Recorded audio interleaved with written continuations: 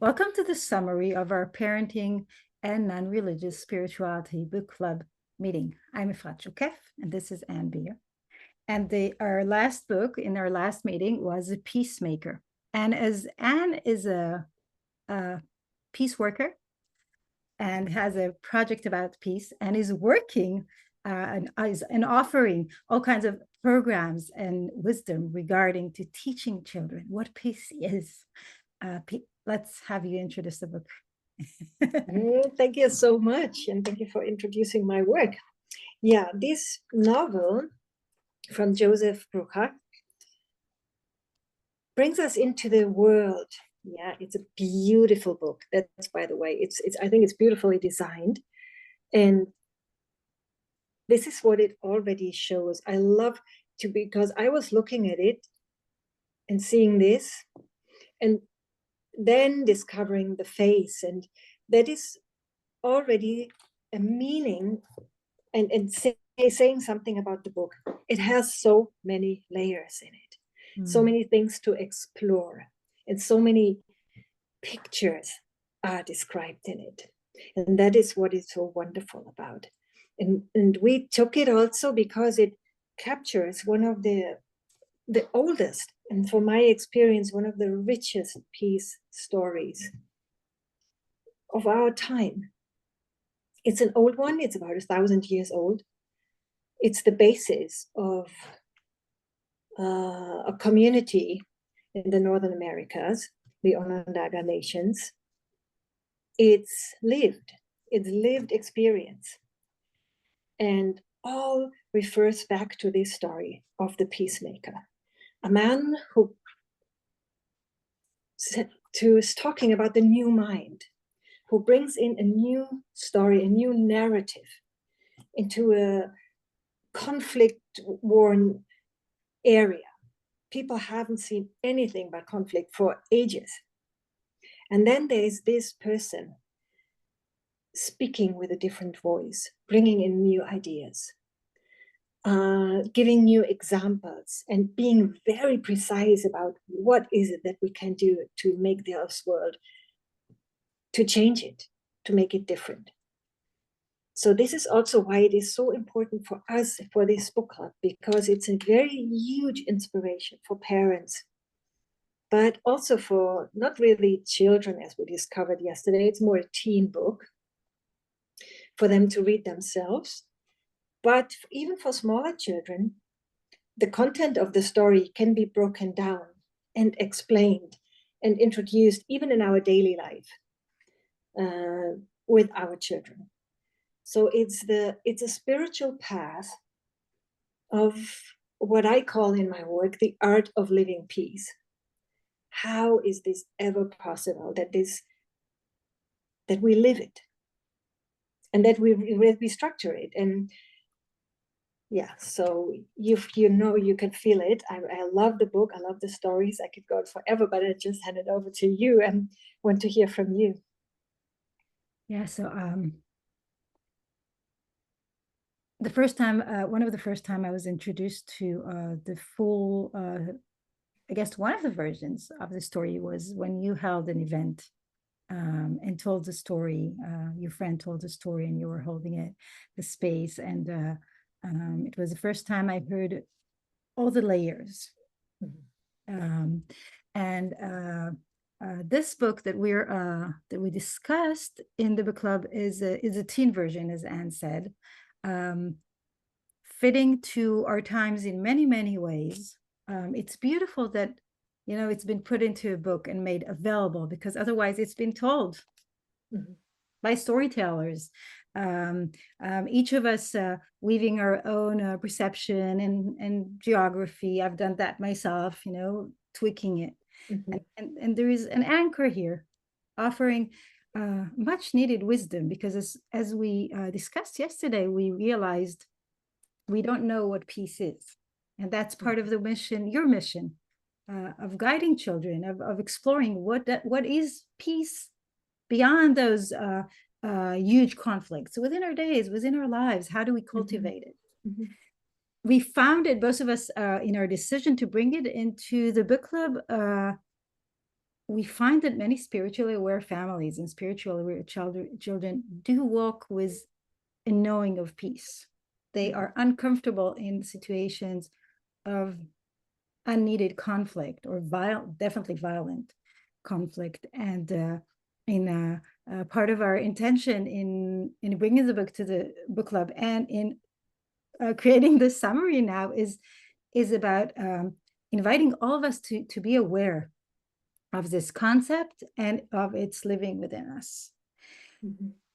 It's very hard for us to create the summary without spoiling the story and not, talking about the elements and what's going on within the story. But that's not our intention. I do feel I want to relate to two aspects. There is the Peacemaker as a car as and the vision that he holds for all of us and offers us. And there are tribe members and characters within the story that awaken to their own knowing, that awaken to a new possibility, and that dream, a different reality, finding they can be non-judgmental, accepting, opening their hearts even to those who have hurt them. It's a needed vision, definitely where I am, and I think everywhere. So definitely a book for parents as well, because it carries energy. It awakens our own knowing. And when each one of us awakens to a knowing of peace, or even just as exploration, as you do in your work, we transform. Yeah. And we need that transformation. So it's a blessing that he brought this story into something very much available to everyone. And I think it's also for parents and children, it's really a basis to discuss and to explore family life, to explore the surroundings you live in, even political situation, whatever. It offers ways out of it. And what I like most of it, that even the most cruel person has a chance to change. And you see even in that position, like people going through really harsh times, going through like loss, really, really devastating loss, and being healed, or going through violent experiences, becoming violent themselves, and then transforming once they realize that there is a different world is possible. And maybe this is for my experience when I work with children, this is what I want them to acknowledge, and that they want to make tangible. They need to feel it. It's possible. It is. Even if everybody says no, it's we can't. Yes, we can. And the story of the Peacemaker is one. It's a huge vision, and it's very practical. Yes. Because this is also, if you only have a big vision, you feel you're dreaming, but you have to manifest it and to bring it down to earth, to bring it down to your own body, to your own feelings, but also to the system you live in. And this is what I really like about him. He can, once he is asked, he is a magician, and he can be very precise in how are we going to do these kind of things. And the magic is that his ideas, or the ideas that are presented through the stories, are still valid. They're good ones, they're proved. Yes. That's a wonderful thing. And this is something you can learn from. And this is, it's a lived inspiration. I love that. Yeah. Just read it. Our friends, whoever is listening to us, whoever is following these summaries, read the Peacemaker. Most likely there are other versions, maybe also versions for adults that have been put into writing and not just being told by the grandmas and chiefs of the tribes. And read it, be inspired, recall your own knowing of what is possible, that peace is possible in so many ways.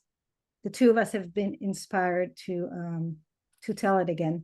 So Yes. we will share with our communities, and you are welcome to join our communities. The links are all below the videos to find out when and how we're going to do this. But we're inspired just by reading it again to start telling it and expanding its vision, and especially as it is not that much known. And for example, I can say in my community or in my society that where I live, we need these kind of stories. Yeah, definitely where I live. So I have been telling it. There is a version in Hebrew for adults and teens available here as well. But there's something also about the energy of just hearing it live and the energy of a group gathering. So we're going to find out how we're going to do that. Yes. Yes. Looking forward to that. Yes. So thank you for listening. All the information is in the link. We would love you to join our book club. The link is in the description as well. It's free. It's for spiritually aware parents, spiritually aware families, those walking by spiritually aware children. There's so many of them around us, and we are gifted for that. So thank you. Thank you.